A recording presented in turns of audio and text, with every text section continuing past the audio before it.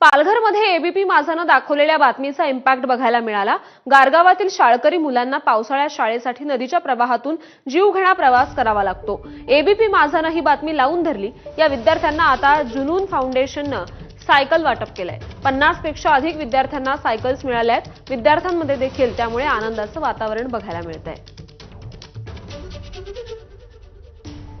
पालघर जिल्ह्यात हे असं वास्तव काही दिवसापूर्वी दाखवण्यात आलं होतं की विद्यार्थी काही टायरच्या ट्यूबवरून नदीतून धोकादायक प्रवास करत होते, तर काही लाकडी जे साकं बांधलेलं त्याच्यावरून प्रवास करत होते, तर काही विद्यार्थी पुराच्या पाण्यातून प्रवास करत होते। हे वास्तव पाहिल्यानंतर प्रशासनाला तर जाग आलीच, मात्र ह्या विद्यार्थ्यांच्या मदतीसाठी आता अनेक जे सामाजिक हात आहेत ते पुढे आलेले आहेत।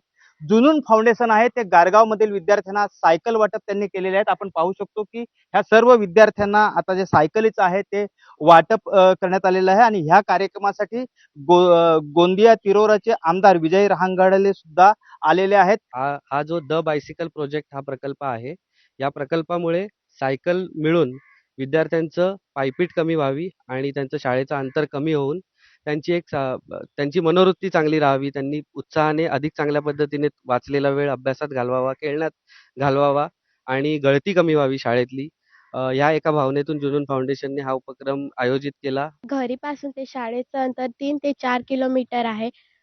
आता सायकल दिल्याबद्दल अर्धा वेळ वाचेल आणि त्या वेळात आम्ही खूप अभ्यास करू। एक समूह राहिला तिथं सगळं व्यवस्था उभी करता येईल। वेगवेगळे असल्यामुळे मी जी परिस्थिती बघितली, मगाशी बोललो की 4 घरं, 5 घरं, 10 घरं, पण निश्चितच शासनाच्या माध्यमातून त्यांना सुविधा उपलब्ध करून देण्याची शासना